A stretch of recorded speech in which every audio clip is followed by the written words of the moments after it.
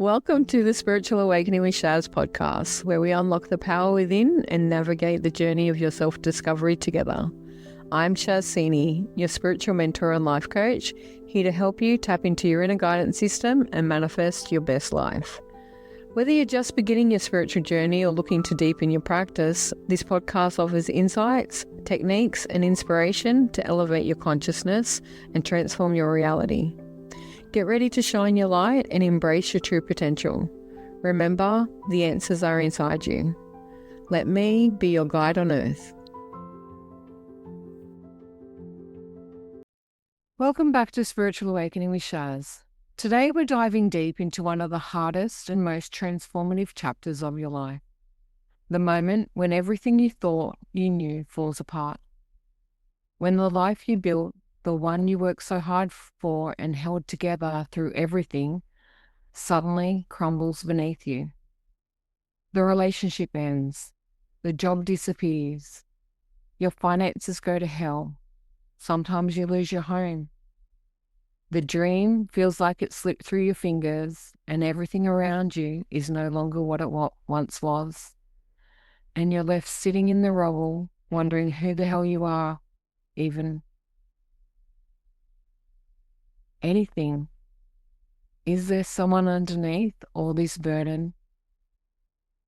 Who are you? What is going on within you?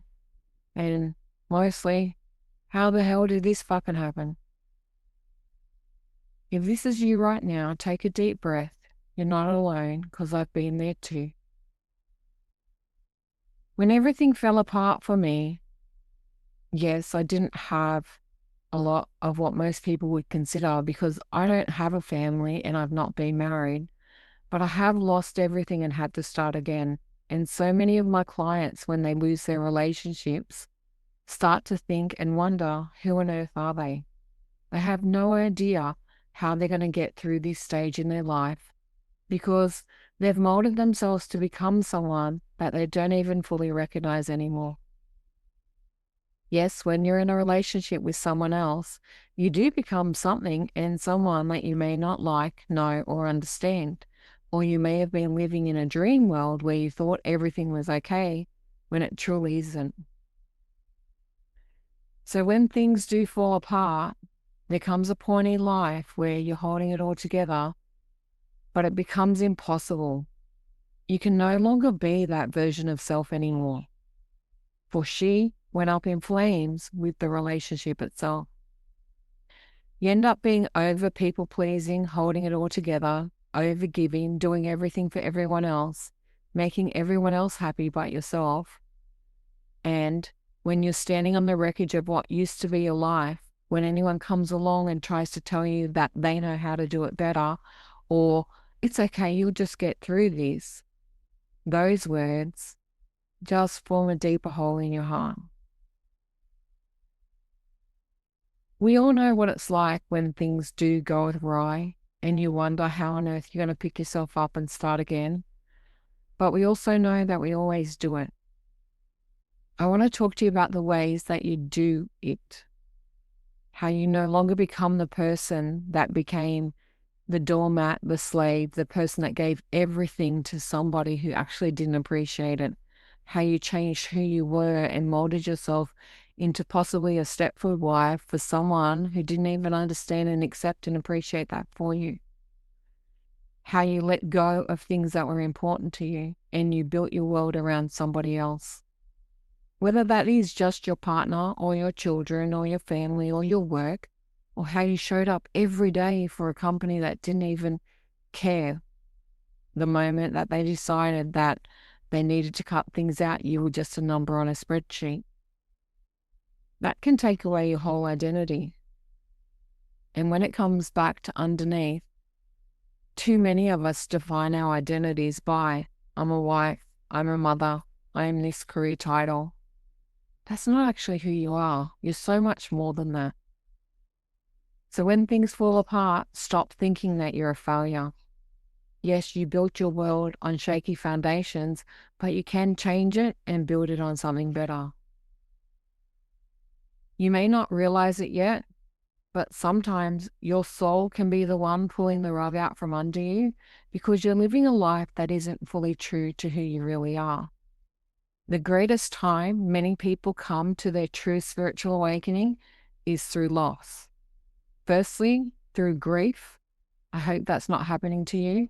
And secondly, it's through loss of relationships, through jobs, through finances, through the lifestyle that you've created tumbling around you and disappearing. But sometimes that all has to fall apart so you can actually stop pretending to be something that you're not and really stand up and become who you're truly meant to be. These breakdowns, most of us consider as punishment, as shameful things that happen to us because we're either not good enough or we've done something wrong or we created this because we're bad people. Well, that's not actually true. It's just the beginning of awakening of your soul rising up to become what it truly can be. When everything collapses, there becomes a quietness, a stillness, a stoppage, where you have to take moments to just be.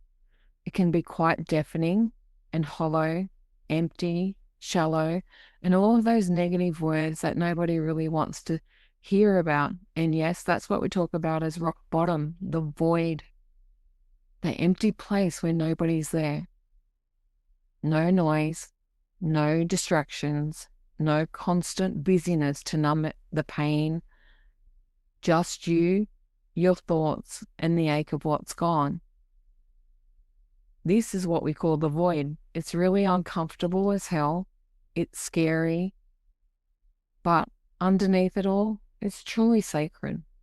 For in that quietness, this is where your true inner voice, your intuitive guidance, your soul comes to show up, is there for you, supporting you. Because trust me, when your world falls apart, friends and family scatter like mice. They just disappear. You never see them. And they certainly don't want to hear you, listen, or be there as what they consider you whine and whinge about what went on. They don't have the capacity to support you, and they usually choose sides and believe whatever narrative is given by whichever partner sells it the best. There's nothing worse, especially if you've been in a long-term marriage that falls apart, when all their family choose their family member's side, and deep friendships, love, and family that you've known for years all of a sudden consider you the apocalypse, the nemesis, the burden. Nobody. The heartbreak of that is usually sometimes even deeper than the heartbreak of losing your partner, especially when you have loving friendships and loving family commitments with other people. Divorce is scary and hard because you not only lose your partner, you lose all the other family with it, but so do your children. The void aspect is a place where you actually need to sit down and finally come to terms with the truth that's sitting in you, the discovery of self, and your soul sits there and whispers to you, now that the noise is gone, you can finally hear me, your own inner voice, nobody else's. It is these quiet moments that most of us don't give enough time or credit to. This is where the rebuilding starts. You've got to stop trying to outrun the silence. You need to sit, be, feel, and process through it.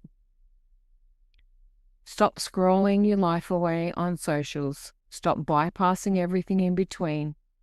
Stop drinking and overworking and numbing yourself to the pain, and just sit with it and ask yourself, what do I feel right now?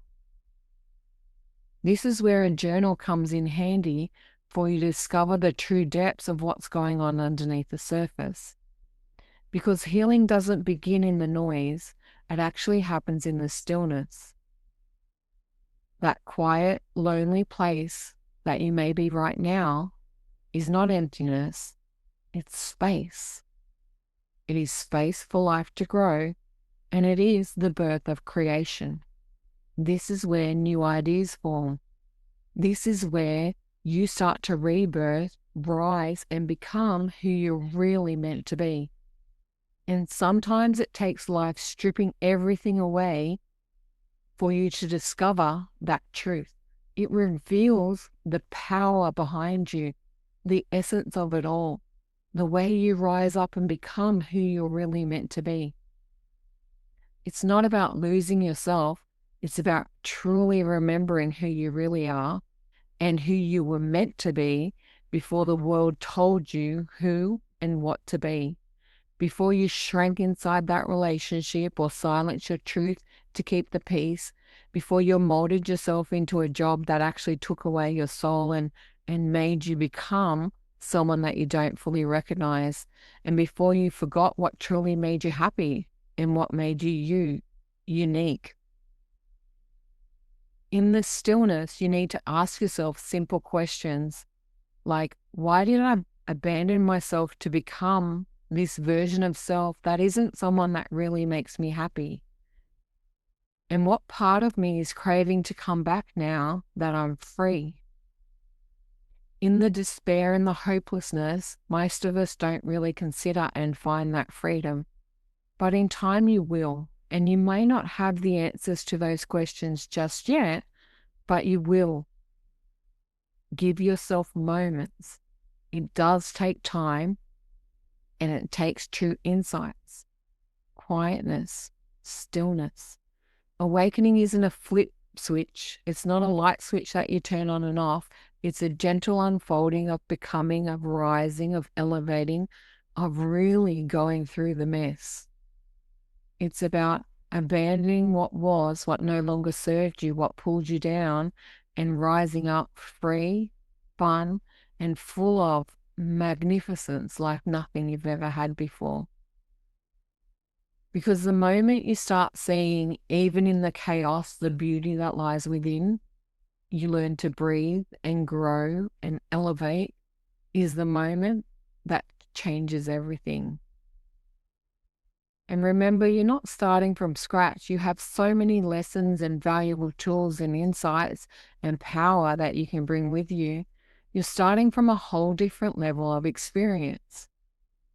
It's this experience that will help you rebuild, take over everything, and truly rise up to become who you're meant to be. It's not about rushing to fix the life that was or repairing what's done. And it's certainly not about holding yourself by sitting back and waiting for them to wake up and possibly come back to you. Or even if they did, you are likely doomed to repeat that mistake, repeat that problem, and end up in the same position. As you start to rebuild your life, you do it with small intentions, small steps back to self. Start by journaling, getting truthful with yourself. Or you can go around lying to other people, telling your friends that you're fine, telling your family that it's okay. But lying to yourself creates havoc in our mind. It creates stress and anxiety and depression, that deep sadness that causes all of our problems. Hiding from yourself does the same. You need to take moments to rediscover who you are and truly stand in that power to become you. Because you are the most important factor in this, the reason your soul chose to end whatever the ending was so that you could rise up, rebirth, and become who you're truly meant to be. And it happens in moments of being alone and still and aware. Journaling for me is the greatest awakener because it's always an amazing self-discovery of what I truly think, because we hide from our thoughts. We truly let the itty-bitty-shitty committee in our head have havoc and create all the chaos around us by telling us the bad things. But when you knuckle down and peel back the layers to the truth beneath, you discover amazing insights, inspiration, and secrets you've hidden before that are ready to rise and come out again. You discover your true strength, your worthiness, your power, the ability to be anything that you want. A clean slate is like the best thing ever. The freedom to start to choose who you want to be. That's an amazing aspect. If journaling isn't your thing, go for a walk. We all have a phone these days and it has voice messages. Go and have a self conversation, or if it's too hard to have it by yourself, open ChatGPT on your phone, ask it to act as a counselor and start talking to it and let it give you some advice. Having a chit chat back and forth, sometimes it's better than a friend because it's coming without a friend's opinion about the partner or the person or the job or even yourself to get in the way. It can be pure, open, and honest. So do that walk outside, take deep breaths, find that moment, find that essence of self that's important to you. Sometimes you can do it through cooking, finding a nourishing meal, supporting your body, going for a swim, walking along the beach, doing a detox, having a massage. Give yourself self-time, self-care, and self-prioritization, because these are what matters the most. Stop looking at it like having a 5-year plan and just take the next loving step towards yourself. Because healing isn't about becoming someone new. It's really about remembering who you've always been underneath all that pain, all those hidden aspects. Rediscover the talent you put aside for somebody else. Tap into the beauty of who you really are, what you like to do. Do things for you and nobody else. One day soon, you're going to look back at this rubble and this problem and this chaos and wonder, why the hell was I there in the first place? And look at me now. You've always been there. You've always been this powerful, magnificent person who is the creator of the world around them. You've just allowed somebody else to lead the way. It's now time for you to not just survive, but rebuild and thrive in the life that you're meant to have. So if your life does feel like it's in ruins right now, trust that this too shall pass and you will get through it, but you will rise up greater than you've ever risen before. This is not the end of your story. We definitely can't see it in this minute, but give it time and work and healing, and you will become something so much better than you've ever recognized in your life before. The rubble is a sacred space. Okay? Yes, broken parts are going to fall off. We're going to shed different aspects of self. We're going to leave lots behind. And much like that caterpillar that goes in to become the butterfly, it has to dissolve itself in order to reform in that beautiful butterfly. You will do that too. You will dissolve aspects of self that no longer serve you. You will leave behind parts of you that are unworthy of you. You will regather, reincorporate, and bring back the power that's always lying within you. And your beauty will shine through. Not just external beauty, internal beauty, understanding, acceptance, empathy, love of self, power, strong, desire, passion. All of these amazing aspects will rise up with you and show you the way forward. You don't lose yourself in this progress, you remember yourself. Because underneath it all is this powerhouse who is ready to conquer the world. And you will. Don't look at this as a failure.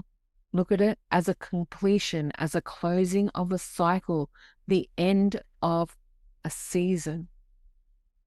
We all go through them. Not everything is for a lifetime. They are for reasons, seasons, and lessons, and some definitely can be for lifetimes. But if this episode isn't a lifetime experience for you, allow yourself to rise up and become a new version who's ready to conquer the world. Breathe through the ache and become the woman you were always meant to be.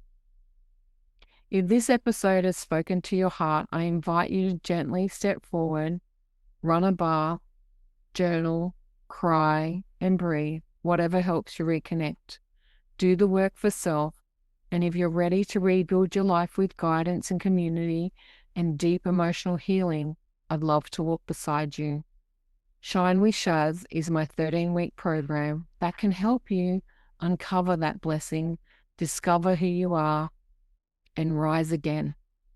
It's where women like you remember your worth, rebuild your power, and rise stronger than ever. You can find the details on my website. I've put all the links in the bio. Until next time, beautiful soul, please remember you're not broken at all. You're just remembering who you really are.